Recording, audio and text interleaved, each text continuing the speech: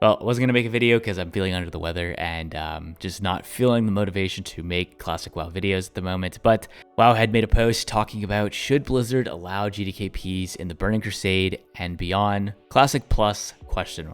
I made a video last week talking about the influx of posts over on Reddit and how many more people seem to be talking about GDKPs and wanting them back into Classic WoW, how awful the economy currently is, and just the terrible situation that soft res runs have created. Pretty much every single SR run is basically just a hard res. Any of the good items are hard resed, and you could just choose not to run with those players, but a good 70% of those runs, all the good loot is hard resed. And it's only going to get worse going into TBC.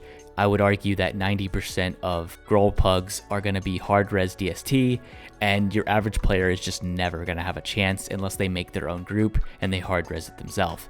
Not to mention, a pug is going to struggle through Growl's Lair. It's going to be quite entertaining to see these groups fall apart once the content becomes much more difficult to pug. We're already starting to see this happen going into AQ40, and much more so once we step into Naxxramas and TBC. I think these groups are going to realize very quickly that soft res runs are no longer possible and that other loot systems are going to be more beneficial to the player base, rather than having one system that works for pugs and one system that works for guilds. And with all that being said, a solution that a lot of players are suggesting currently is to have a server that allows GDKPs. Giving players the option to participate in that environment would make both parties happy, and I am all for it. As always, if you have a different opinion or want to voice your stance on this, leave those comments down below, but more importantly, go over on Reddit, the forums, and even this Wowhead post and voice your opinion there. I'll leave a link to this post in the description of this video. Now let's jump into this post and read over it briefly. GDKPs, if you're unfamiliar, a loot system that you use gold instead of points, and at the end, that gold pot is split amongst all of the raiders. GDKPs were banned in Phase 2 of Season of Discovery, and then further banned at the beginning of the Anniversary Realms. Initially, the Season of Discovery ban was cited to stop real money transactions or real money trading, but when the Anniversary ban was announced, it was noted that it was for social reasons. Moving on, we have GDKPs arguably being the perfect loot system. No one leaves empty-handed, everyone feels like they've earned something, even if they lose an item. No longer you have to watch a trinket go to the least deserving player because of a lucky roll, regardless of them being AFK for a majority of the run. GDKPs are open to everyone. Obviously, strong players with great parses can join and be rewarded for their performance, but other players that maybe are lacking in skill can also join these runs, given they have some gold in order to bid on certain items. And a lot of the same thing goes for people in SR runs saying, oh, you just want to get carried in GDKPs. The same thing's happening right now in SR runs where people have either bad behavior, such as going AFK, wiping the raid, or trolling, and they still get the roll on these items. Especially sometimes it's the person that is hard-resing certain loot and they're completely AFK for 80% of the run. And at GDKP, that's no longer an issue because it's going to cost you your cut. Suddenly players are no longer having their cat catch on fire or randomly disconnecting throughout the run. And then the big elephant in the room is RMT. Without hard data from Blizzard, it's really difficult to measure exactly how much gold is being bought around GDKPs. One argument in favor is that gold spent tends to circulate between established raiders and leaders rather than flooding the broader economy. This closed loop can reduce inflation impact compared to the widespread auction house buying that we're seeing on the Anniversary Realms. Of course, the risk still remains. GDKPs provide a direct incentive to players to purchase gold, since BIS loot can be instantly secured with enough currency.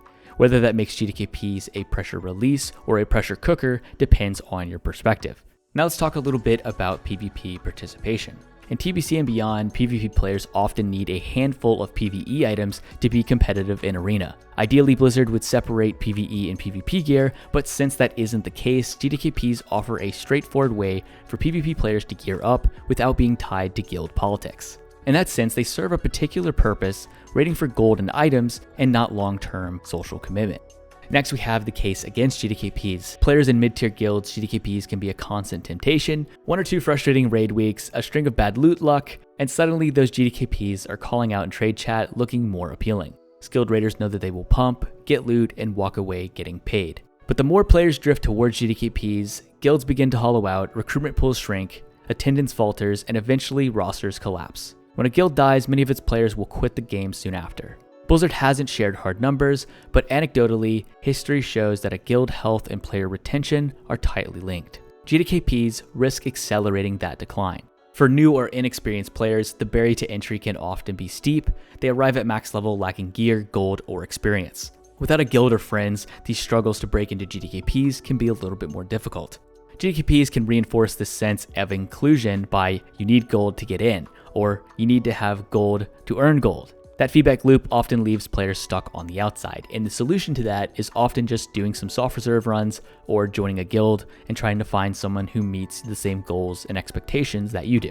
On Classic Era right now, that's what I've done to get into GDKPs. I didn't have gold on Classic Era, and I didn't have any gear. So what I did was join a couple SR runs, got some ZG gear, and now I'm looking to go into MC, doing some GDKPs with a little bit of the gold that I've acquired from my profession cooldowns.